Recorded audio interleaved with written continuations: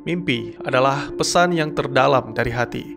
Seorang gadis menjelaskan tentang planetnya yang bernama Arrakis. Ketika matahari terbenam, angin akan bertiup seolah berguling di atas pasir. Lalu, kau bisa melihat bubuk merah yang disebut spice melayang di udara. Saat malam, para penjajah datang untuk memanen spice. Mereka adalah Harkonnen, kaum asing yang berpacu dengan waktu demi menghindari panasnya siang. Mereka merusak negeri dan menindas kaum kami. Sudah sejak lama, Harkonnen menduduki Arrakis, mengendalikan produksi spice, membuat mereka kaya raya, bahkan lebih kaya dari sang penguasa, yaitu Kaisar. Para pejuang tidak mampu membebaskan Arrakis dari Harkonnen. Hingga pada suatu hari, titah Kaisar membuat mereka pergi. Namun tidak ada yang mengetahui alasannya dan siapa yang menjajah Arrakis selanjutnya untuk menggantikan kaum Harkonnen.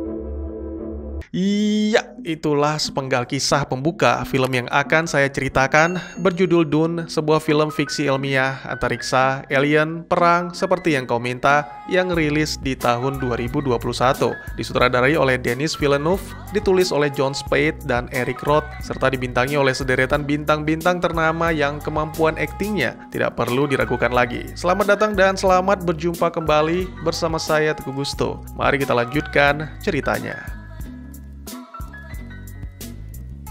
Film dimulai dengan menampilkan tahun 10.191 di planet Caladan, rumah bagi House of Atreides. Buat yang sudah pernah menonton serial Game of Thrones, mungkin sudah tidak asing dengan istilah House. Tapi buat yang belum tahu, House ini adalah istilah untuk keluarga, marga, kaum, atau keturunan. Oke, kita lanjut. Seorang pemuda bernama Paul terbangun di pagi hari. Dia terlihat lelah karena akhir-akhir ini sering mengalami mimpi aneh tentang planet Arrakis. Namun sang ibu, Jessica, sama sekali tidak memberi Paul kelonggaran. Pemuda itu diminta untuk mempersiapkan diri menghadiri upacara, serta tidak lupa menguji kemampuan Paul dalam menggunakan voice, semacam kemampuan hipnotis yang membuat si pengguna bisa memerintahkan orang untuk melakukan apa saja. Ya, sedikit lagi Paul hampir saja berhasil memerintahkan Jessica. Dibutuhkan waktu bertahun-tahun untuk bisa benar-benar menguasai kemampuan itu.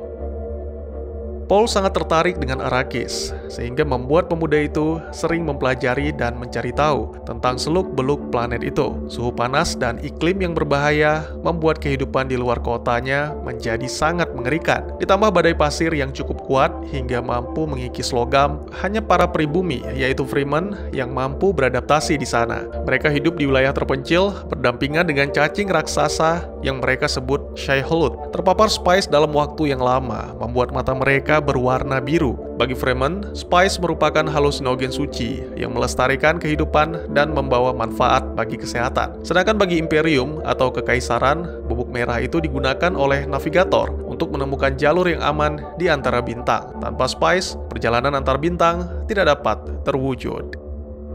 Sesuai dengan yang dikatakan sang ibu, utusan kaisar dan para saksi datang untuk melakukan upacara pelantikan ayahnya Paul, yaitu Duke Leto Atreides, sebagai penguasa Arrakis yang baru. Namun sepertinya para Atreides tidak begitu senang dengan hal itu. Paul sendiri pernah mengalami mimpi buruk tentang malapetaka yang menimpa Atreides, sehingga menyebabkan prajurit terbaik sekaligus gurunya, Duncan Idaho, tewas. Pemuda itu berencana ikut dalam misi pengintaian, namun Leto tidak bisa mengizinkannya karena mereka akan segera menghadapi bahaya besar dari permainan politik kaisar.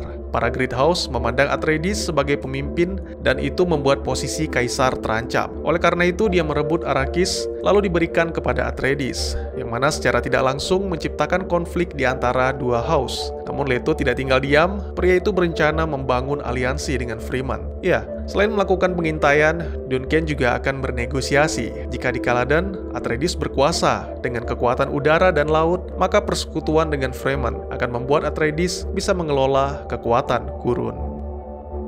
Sejak kepergian Duncan, Paul berlatih pedang dengan kepala tentara, yaitu Gurney Halleck. Meskipun hanya latihan, tapi duel mereka cukup seru dengan menggunakan golok dan juga perisai canggih yang menyelimuti seluruh tubuh. Sembari berduel, Gurney menjelaskan tentang betapa berbahayanya House Harkonnen yang telah berkuasa di Arrakis menikmati kekayaannya selama 80 tahun. Gurney pernah bertemu dengan Harkonnen. Mereka adalah kaum yang sangat kejam dan tidak berperi kemanusiaan.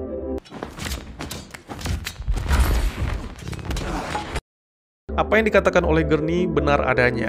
di Gidi Prime, planet yang menjadi rumah bagi House Harkonnen, Rabban melaporkan kepada pamannya Baron, sang pemimpin, bahwa pasukan terakhir telah meninggalkan Arrakis. Pria itu terlihat sangat amat kesal dengan keputusan Kaisar. Namun sang paman tetap tenang. Arrakis adalah hadiah dari Kaisar yang sampai kapanpun akan tetap menjadi hadiah. Pria itu juga mengetahui tentang kecemburuan Kaisar terhadap Atreides. Oleh karena itu, sama halnya dengan Leto, Baron juga telah mempersiapkan sesuatu.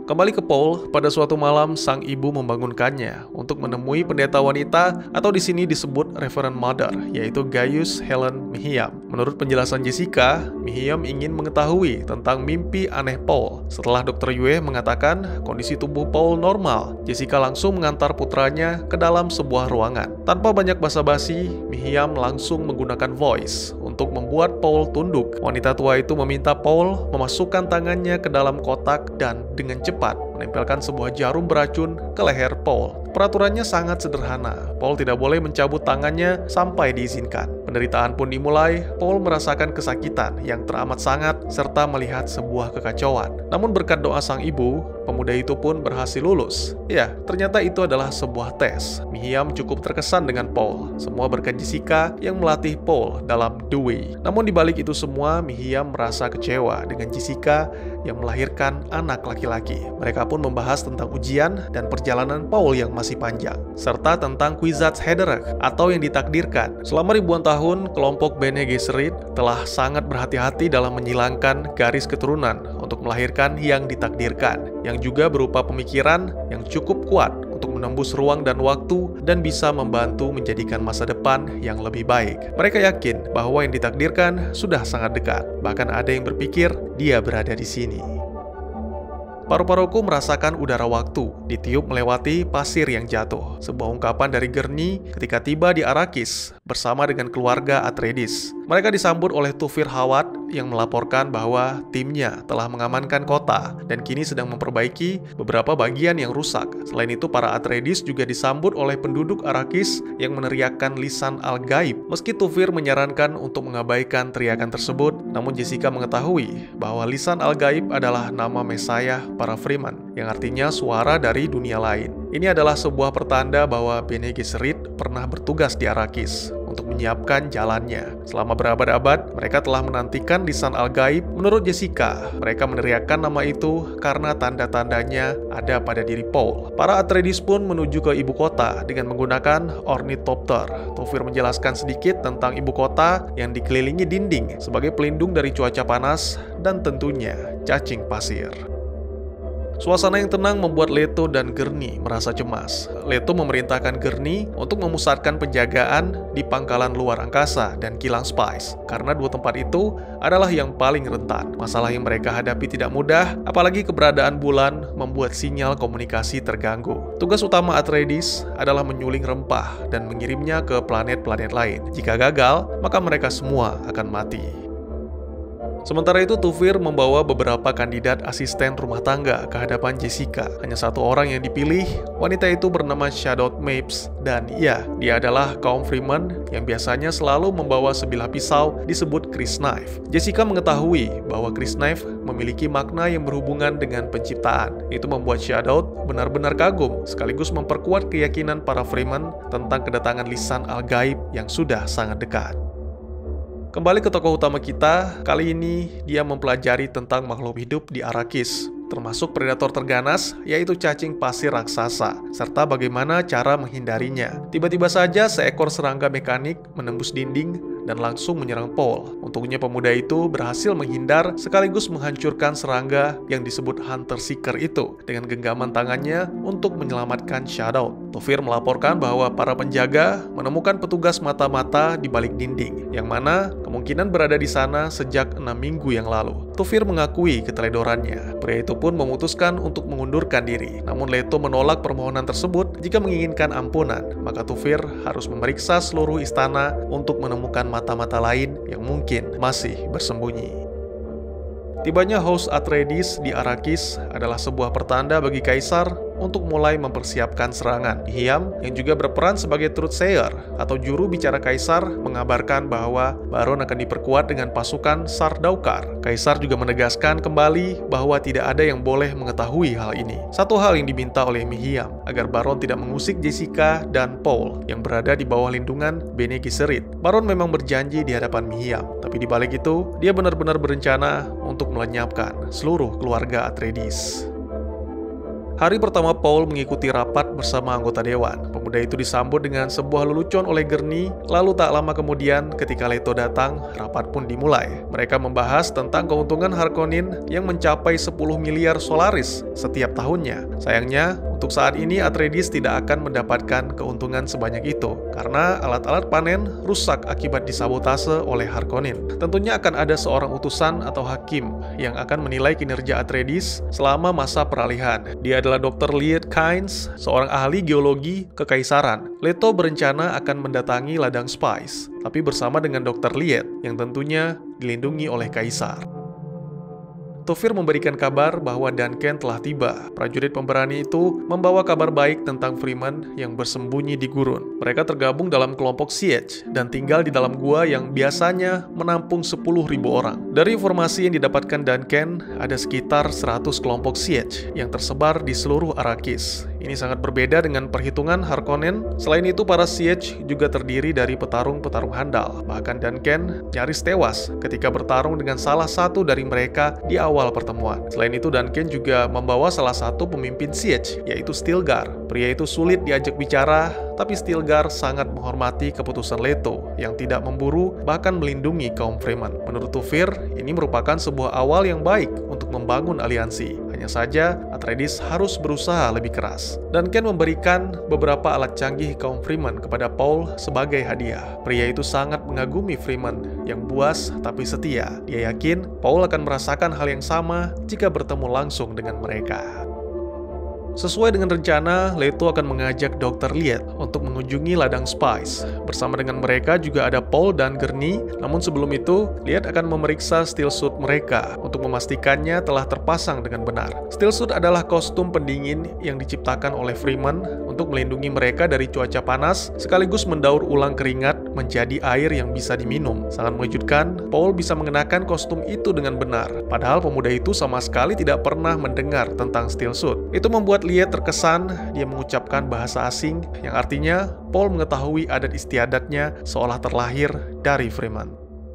Banyak hal yang dijelaskan Liet tentang padang pasir, Spice, crawler atau mesin pemanen, dan lagi-lagi tentang cacing pasir raksasa, Shai-Hulud. Hal yang paling dibenci makhluk itu adalah pembangunan dinding pelindung. Itu akan membuatnya mengamuk sehingga melakukan pembantaian. Drone pengawas akan terus memantau pergerakan cacing pasir dari udara. Seperti yang terjadi sekarang, seekor cacing dengan cepat mendatangi crawler setelah mendeteksi gerakan yang monoton. Tak lama kemudian, mesin Kerial pun datang menghampiri untuk mengangkat crawler. Sangat disayangkan, satu jangkarnya bermasalah sehingga Leto terpaksa menghentikan kegiatan memanen dan menjemput para pekerja. Di tengah-tengah evakuasi, tiba-tiba saja Paul mendengar bisikan tentang Kwisatz Hader setelah menghirup udara yang bercampur dengan Spice. Untungnya Gurney segera menghampiri dan akhirnya mereka pergi meninggalkan tempat itu sambil menyaksikan bagaimana Shai-Hulud melahap mesin pemanen.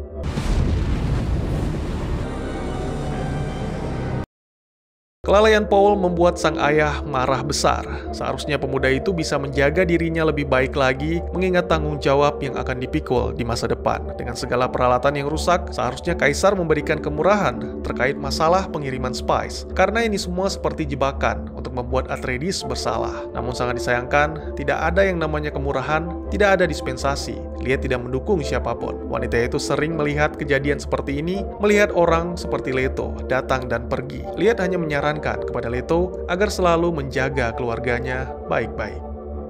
Setelah memeriksa Paul, Dr. Yue menyatakan bahwa pemuda itu sangat sensitif terhadap Spice, sehingga membuatnya mudah berhalusinasi. Namun Paul mengaku bahwa pada saat kejadian itu, dia benar-benar sadar telah melihat seorang gadis Arrakis kematian dan belati. Selain itu, Paul juga melihat sang ibu yang sedang menggendong bayi. Itu membuatnya mengetahui bahwa kini ibunya sedang mengandung. Jessica mencoba untuk membicarakannya dengan Leto, namun sang pemimpin Atreides itu tidak mau mendengarkan apapun selain sumpah Jessica sebagai bagian dari Bene Gesserit untuk selalu melindungi Paul, anak mereka. Sementara itu, di Salusa Secundus, pasukan Sardaukar telah bersiap. Mereka akan mengikuti perintah dari Kaisar untuk membantu Harkonnen melenyapkan House Atreides. Rasa cemas dan khawatir membuat Leto tidak bisa tidur dengan nyenyak. Ada beberapa keanehan di malam itu, mulai dari cahaya yang berkedip, tidak ada satupun penjaga yang bisa dihubungi, dan Shadow yang tewas akibat ditikam. Tiba-tiba saja, sebuah peluru bius menancap di punggung Leto. Ternyata Dr. Yue telah melakukan pengkhianatan terhadap keluarga Atreides. Salah satu penjaga membangunkan Gurney, melaporkan bahwa dinding perisai telah dinonaktifkan. Semua prajurit pun mulai bersiaga. Sayangnya itu sudah terlambat, karena pasukan Harkonnen telah menguasai wilayah ibu kota dan bahkan beberapa sudah memulai pertempuran di dalam istana.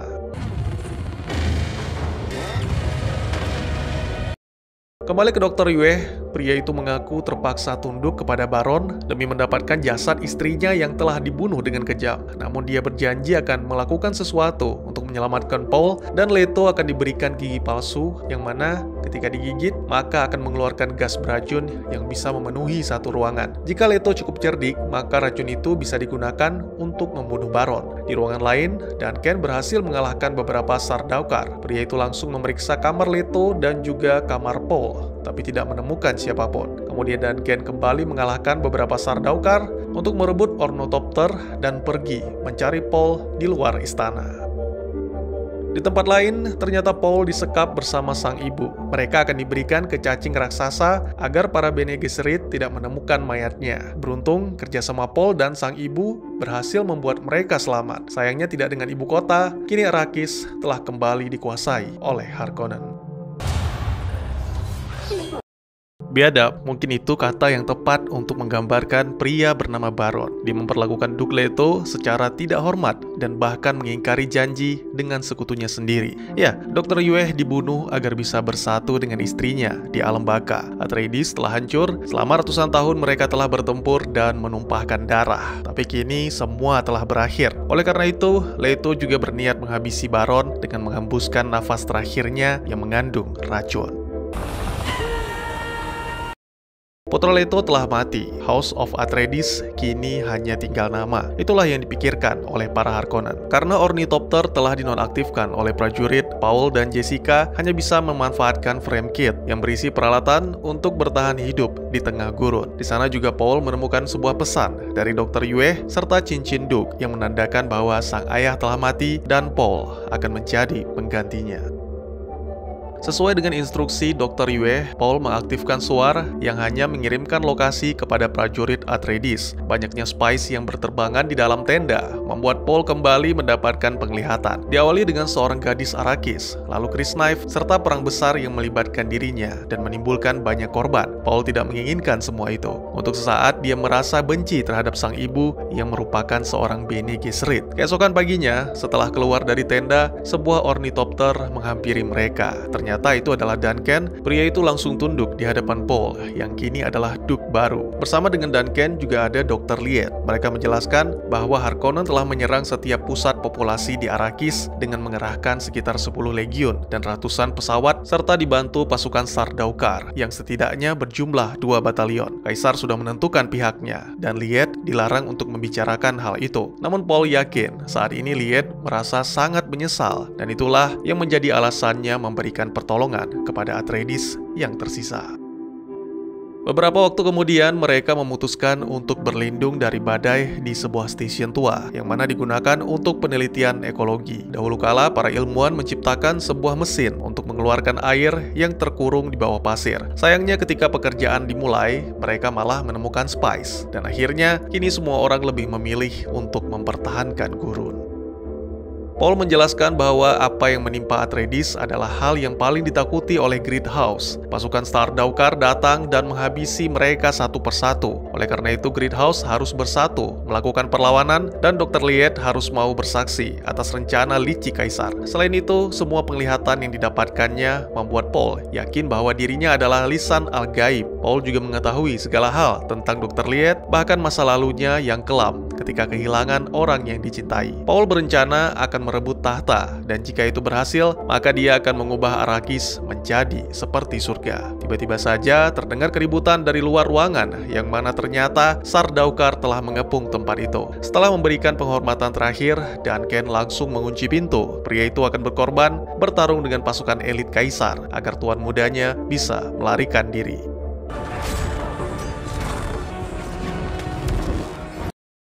Liet meminta Paul dan Jessica menggunakan ornithopter, melewati badai dan mengarah ke selatan untuk menemukan kaum Fremen. Sedangkan Liet akan menuju ke stasiun selanjutnya untuk melaporkan perbuatan Kaisar kepada Landsraad. Dengan sebuah alat yang disebut tamper, Liet menciptakan gerakan untuk memanggil cacing pasir. Sangat disayangkan, wanita itu tertangkap oleh Sardaukar. Ketika hendak dibunuh atas pengkhianatannya, Liet menyatakan bahwa dirinya hanya melayani satu tuan, yaitu Shai-Hulud. Cacing pasir pun tiba, makhluk itu langsung melahap Liet beserta pasukan Sardaukar.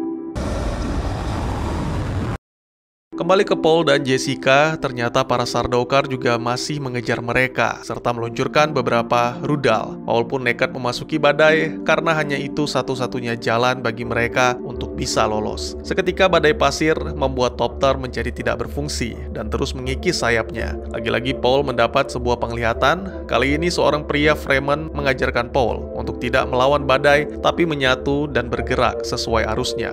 Sementara itu, ternyata Baron selamat dari maut. Saat ini dia sedang menjalani pengobatan untuk menghilangkan sisa racun dari tubuhnya. Pria itu cukup lega mendengar kabar dari Rabban bahwa Jessica dan Paul telah mati ditelan badai. Kini, dia memerintahkan keponakannya untuk memusnahkan seluruh kaum Fremen.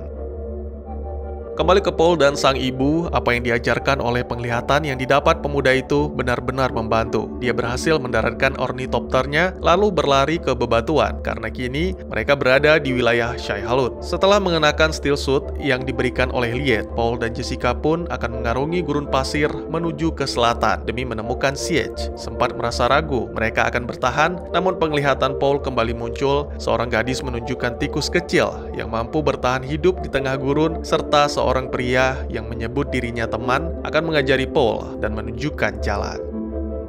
Jessica melihat sesuatu yang hijau di pegunungan yang ada di seberang mereka. Kemudian ketika malam hari, mereka pun kembali melanjutkan perjalanan dengan langkah pasir. Gerakannya acak seperti menari. Para Fremen sering melakukan hal ini agar cacing pasir tidak bisa mendeteksi keberadaan mereka. Sayangnya Paul tidak sengaja menginjak sebuah perangkap berupa drum yang ditanam di dalam pasir, sehingga membuat Shai-Hulud mendatangi mereka.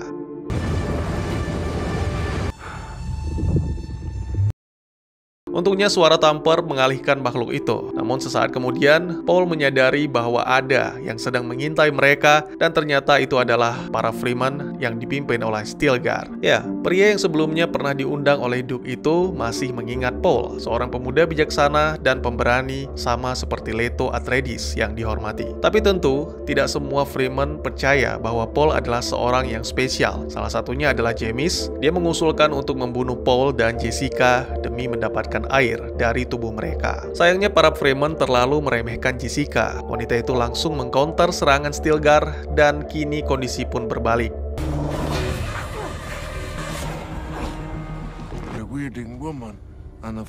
Stilgar benar-benar tidak menyangka bahwa Jessica adalah seorang petarung. Dia memutuskan akan mengajak dua Atreides itu ke Siege Top, tempat di mana nasib Paul dan Jessica akan ditentukan. Namun lagi-lagi, Jamis menolak keputusan tersebut karena sesuai dengan peraturan, kekalahan Stilgar membuatnya tersingkir dari kepemimpinan. Kini Jamis menyerukan Amtal, pertarungan untuk menentukan siapa pemimpin baru. Dan karena Jessica adalah Sayadina, sebutan Fremen untuk pendeta wanita, maka Paul langsung mengajukan diri untuk bertarung dengan Jamis menggantikan sang ibu. Akhirnya di sini si gadis Arrakis muncul. Dia adalah salah satu dari anggota Stilgar yang bernama Chani. Gadis itu juga meminjamkan crysknife-nya kepada Paul, sebilah pisau atau belati yang terbuat dari gigi Shai-Hulud. Sama halnya dengan Jamis, Chani tidak percaya bahwa Paul adalah lisan al-gaib, tapi dia menginginkan pemuda itu mati dengan terhormat. Jamis adalah salah satu dari petarung terbaik. Oleh karena itu, Paul akan dibunuh dengan cepat tanpa merasakan sakit.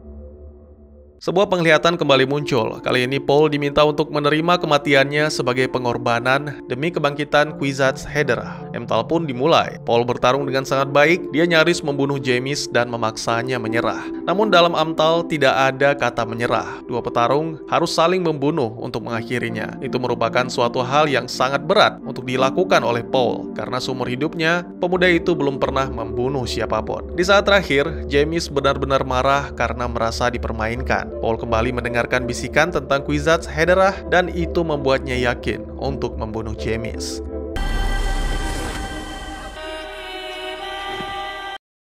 Akhirnya, kini Paul resmi seorang Fremen. Meskipun Jessica menolak, tapi Paul tetap tegas dan meyakinkan ibunya bahwa inilah yang diinginkan sang ayah dari Arrakis. Bukan spice dan bukan kekayaan, tapi kekuatan kaum Fremen. Paul yakin inilah jalannya, sebuah jalan menuju ke Gurun.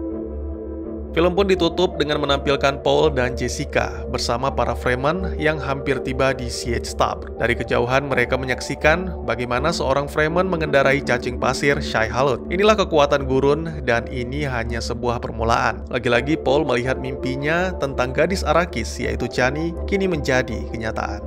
Bagaimanakah kelanjutan kisahnya? Apakah Paul adalah orang yang ditakdirkan? Dan tamat.